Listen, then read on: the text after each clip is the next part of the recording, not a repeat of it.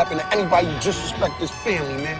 Me and you as family, I'm not gonna let that shit slide, B. If I hear something going on, I'ma handle it, B. Cause niggas not gonna disrespect me, my niggas feel the same way, B. Kick nobody in my region, try to reason with them. Far as this rapping, give me action, don't even leave them with them. Unvaccinated, I am ill, you get the measles with them. Horror movie king shit, word, too much Steven in them. Pause, you get the reference later. This Mr. Still rap better than you. I cook your whole camp, saran wrap all of your crew. I got the God stamp, Paul's camp right outside of your little dirty house. I'm Amy Fisher with the. How's the reaction to the new album? You know, how do you guys feel about it? Honestly, with us being at a rap for as long as we was, I feel great about it. I feel like it's getting great reception. We put out the music that we wanted to. This album was a little different from our last album. It's something that we did for each other. Like, this was more for us. Not that we don't appreciate our fans, but this was some music that we love to do. So overall, I'm happy with it. I think it's getting great reception from everybody. Yeah, it's going good. Like anybody who's like used to or who heard our last album, Queen City Bastards, and that was, you know, whatever, 4 years ago or so. It was a lot more complex concepts and things like that, you know, storytelling. Still some rapidy rap shits in there, but there was a lot of concept stuff. So this will be totally different for our normal fan base because, like, we just going in, you know, we blacking out, we just rapping, being lyrically clever on every song. So that's what we're doing on this, and the reception has been much bigger than I thought it would be. Yeah, you know, I thought it would be more of our core fan base, and this was more like a passion project for me and him. Like, all right, we about to get back to it. Fuck it, let's just do what we want to do. Like let's do what's cool for us. So basically, that's what we did with it, and it's killing on the streams. I put this shit on my kids. Both ribs got no fucks to give. Dual smokers out the holster, I like both the cigs. Ain't no answer for this cancer when approached with twigs. So, like, how did y'all get started? Like, what's the history of Two Man Cypher? We've been like best friends since 7th grade. Long before we were ever rapping. I don't think either one of us wrote our first rap until we were around 20, 21, 22 years old. So we were kind of late starting out. We just started like writing on other people's songs, like hearing like little songs that we really like Method Man songs and, you know, whatever, Jaquan and shit at the time, because he had that beat that was kind of like grinding. That tipsy. Yeah, that tipsy. So we were just writing the stuff like that, other people's beats. And, you know, over the time and evolution of being good lyricists, we started writing our own songs. One time, DJ Green Lantern, who was Eminem's DJ at the time, he was doing this little contest where he was getting like unsigned rappers to send in music and see if you're good enough to make the mixtape. And so this was our first time letting anybody hear our music. So we sent in the song, I forget the name of the song, but they picked us and it made it on the mixtape, and it was like some real rappers on there with us, and then that kind of gave us confidence to say like we could start putting out our music, and we did, and you know, the rest is history. Got a bunch of fans, and we've been doing this. I stretch big, how I play the wing. JD. Hard tops, we car wash, I spray machines. Y'all know I'm like Jon Snow, I slay your queen by the way. Y'all remember your first live show? Was that the Mad Frog joint, or was it the? Actually, it was probably that Green Lantern joint. Remember, cause we was in the. But where though? Where were we at? I think we was like, I want to say it was like downtown. Cause it was. We don't quite remember. It was trash stuff. First show, y'all felt like, damn, you know what I'm saying? Y'all felt good about it. You know what I'm saying? You had like I really Indiana, yeah, Madison, Indiana. We opened up for Nappy Roots, like 500 something people. Yeah, we felt like stars that night, man. They wanted autographs. They wanted they was trying to grab us off the stage, and we felt like, wow. Definitely. And we got paid. Overkill, underground, over ill, lit flame bang, steady aim, hand over steel, raised by the strip, where they raise, let it spit, once it raise off the hip. You two are like pioneers of Cincinnati rap. So when it comes down to the local rap scene, it's changed since when you guys first started. How do you feel about it now?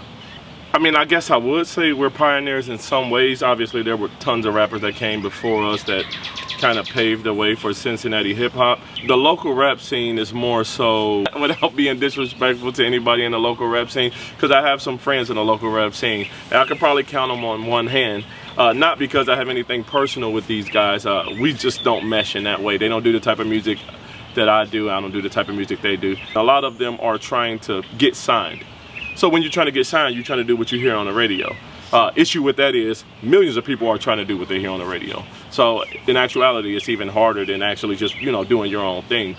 The local scene, like I said, we got some buddies, but for the most part, nah. If you rap, you're not even really a fan anyway. You're an op. So Right. I'm gonna keep it real. Niggas in the city, y'all don't sound like nothing different. I rap next to him. Like, we always keeping each other's blades sharp.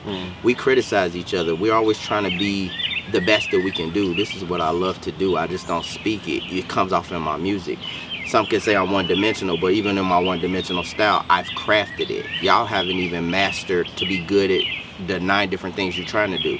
First thing is find your rap style. Stop trying to sound like somebody else. Be you. I could care less about what other rappers think about me as a rapper, because we get on the track, you get embodied. Like, I rap with him. Me and him, we started from the mud. All the popular dudes, when y'all get a little buzz, y'all act like it's you too good to work with somebody or do something. Right. Y'all have y'all nose up like y'all made it. Guess what? We all still here. And your time can change like the seasons. Like, you could be hot one week and then the next week you're nothing. Like, humble yourselves as rappers. Like, especially if your pen isn't elite, we humble. People can come up to us and they talk to us. We ain't famous, we nobody. We regular dudes. Like, we trying to make it, but if I bet you when we get on, we're not gonna shit on our city. We ain't gonna shit on people. Like, but it says something about you. It's less about your popularity, and do something with your craft. Your music sells itself. And shout out to everybody who always rock with us from day one. So I mean, that's just my thing on the local rappers. And if y'all got a problem with it track-wise, y'all know what the beef is. We can get it. Sitcom, I'm talking that sitcom shit. What I drew, carry 100, I mow your mans down. Saved by the bell, I know this 12, we friends now. As far as rap supergroups, who are your favorites all time? So, newly implanted, obviously #1, Slaughterhouse. Like, yeah, they are pretty much the holy grail for us when it comes to lyrical rap. It gets no better. We fuck with Griselda. Like, they bringing back hip hop, man. If you ain't fucking with Griselda, Benny the Butcher, West Side Gun, Conway the Machine, it embodies our hip hop. Yeah. Grew up on G Unit. I don't have to explain them. Everybody know what G Unit is. It's the reason I started rapping. Yeah. 50 Cent, G Unit. We can even take it back a bit further. Mobb Deep was a big influence. Obviously, you just said G Unit. Dipset, even to an extent. With like you know, clothes and different things like that, and like their style and the way they say things. You know, a good MC is gonna take from many groups, and you that's the idea. You take from many groups and you create your own style with what you are taking from many groups, and that'll create what you are. So yeah, man, we go all the way back from, you know, there are older groups, but they didn't really influence us. I would say our first influence probably would have been Mobb Deep, and then from there, you know, ending with Griselda. Wanting beef till we fed, snatching plates, hungry so we needing this bread. Put your money on any rapper, watch we leave with his head, so pull up. If you could collaborate with anyone in the game, who would it be? The thing about if I could make a song based upon my style, I would want to do a song with Dave East. I fuck with Dave East. His style is super dope. On a lyrical level, it would be Royce, but I'm scared of Royce. Royce is a fucking problem. Yeah, it's tough, I'm man. fucking scared of Royce. But yeah, my style, if it wasn't a Griselda nigga, I would say like Dave East. I really fuck with Dave East. Like, I feel like me and him would make a dope ass track. I would probably pick Conway the Machine. Oh yeah, see, that's that Griselda shit. It's just so grimy, man. I love that. I just love like the grimy shit. And then it's like, oh, let's be lyrically impressive, and that's what I do. You know, I write all my verses, but I feel like I would make the best song with Conway right now. Not necessarily that he's my favorite or even in my top 10, but with what I do on that platform, it would probably be best with him or Benny the Butcher. But Conway is a bit more grimy to me, like in his delivery. So I would probably. A gun clapper, but bitches show me love. I built the house, you know I know the plugs. Hands clean, head knockers, shooters on my damn They say team. I'm wrecking the game, hella reckless. So, like, what venue would you like to perform in? What's like your #1 all time? And we can go anywhere in the world. You can sell it out. Where would it be?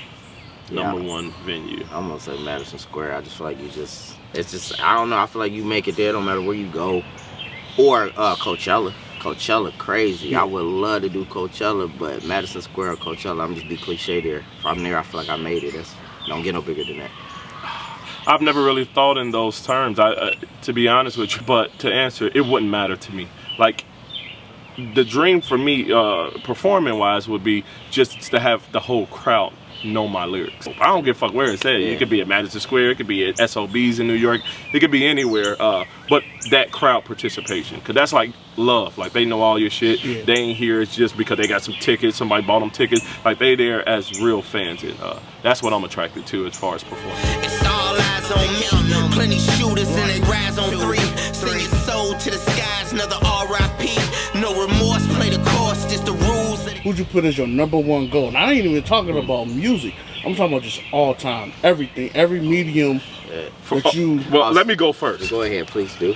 As you can see, that's Kobe Bryant. So that's my all-time GOAT, and a huge part, I'll probably say 50% of who I am today is because of that dude. I would have probably gotten in a whole lot more trouble than I actually got into if it wasn't for him, because I spent most of my young years trying to be the next Kobe Bryant as far as basketball goes, because that's what I did all through high school and, you know, a little bit in college before I took custody of my little brother and kind of gave up on that dream, but we still play from time to time. But yeah, it would be Kobe, man. He created the way that I think and the way that I go at things and my competitiveness.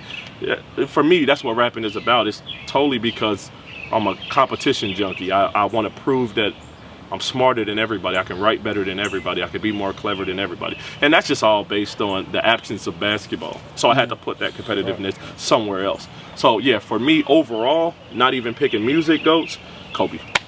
Joe Budden. My music that I really attract to is moody music, and him and Eminem make it okay to talk about your life and talk about personal shit. Like, and that's real right there. Like, music for me is less about entertainment and money, and it's more about therapy. Like, it's a form of therapy, man. Like, Joe Budden, it's just easy for me. Like, I'm probably one of the biggest Joe Budden stands out there. Next in line would be Eminem, but yeah, Joe Budden. Take his fake watch, you know what time it is. Weird flex. You outmatch, I'm the dopest around here. I can make your man cry, but we not on the same tier. As a duo, who'd you compare y'all to? If we going comic book type stuff, Iron Man, Hulk, it's just fit, man. They both scientists, smart dudes. They just approach shit differently. Like, obviously, I come off very mild-mannered, but then when I get in the booth, like, I hawk up. Like, I'm just aggressive. He's flashy, he's cocky. Put on that suit. That's what he do when he get in the booth. Like, he Tony Stark. Before it, we put on that suit. Iron Man writing books and shit. Yeah, see, there you go. Sports. We could just say like Kobe and Shaq. I didn't think you was gonna say Kobe. Yeah, Kobe and Shaq, man. You know what I'm saying? Because I felt like they were more equals than people understood. You know, Shaq got a lot of the credit in our rapping duo. I get a lot of the credit, but I get a lot of my stuff from him. You know, he gives me like a lot of ideas and things to write about and shit like that. And he keep my pen sharp because I constantly have to write against him all the time. So I can't relax. You know, every song we do, I have to keep up. So that just makes me better and better, and that's kind of how Kobe and Shaq was. You know, Shaq got a lot of the credit, but Kobe was usually guarding the hardest player on the other team while still putting up 25 points a game and closing out every game, because Shaq and the Hacker Shack rule, if it was a close game, Shaq had to sit out the last 5 minutes of the game because of the Hacker Shack rule. So at, you know, age 21, 22, Kobe was closing out finals games against, you know, prime Spurs teams and stuff like that. So I would akin that to what we do as far as a rap group. I may get a little bit more of the attention, and that's usually because I've put out more work than he has. But I mean, none of that shit would exist if it wasn't for him, because he does a lot of things in the background that people don't know about. That's allowed me to be who I am. Still sharper than steel, I'm still at it. Status, I'm still savage. Nas, it was written, I'm ill with these stillmatics. Ill habits, I'm sick, kinda off with the brain. So, like, what's next for the two-man cipher? What's next for 2MC? Oh, we ain't stopped working. We got our second win. It's over for y'all niggas who rap. We got Fraternity. You know, that's off top. Yeah. We can't tell everything we got, but we got a little secret project with a couple frat dudes.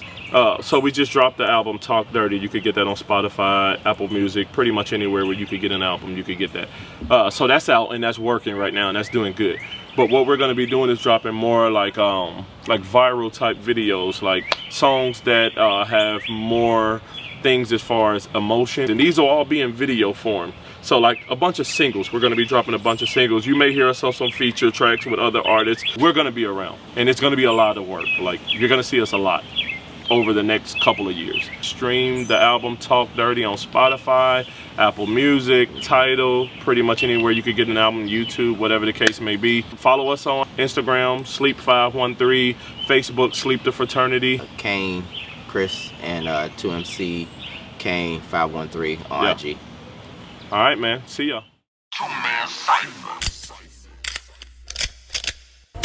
right there, 20%. You got the job? That's right. Get the fuck out of here, Frank. Oh, what you gonna do? What the fuck you gonna do, Frank? Huh? What you doing? You gonna shoot me in front of everybody? Huh? Come on.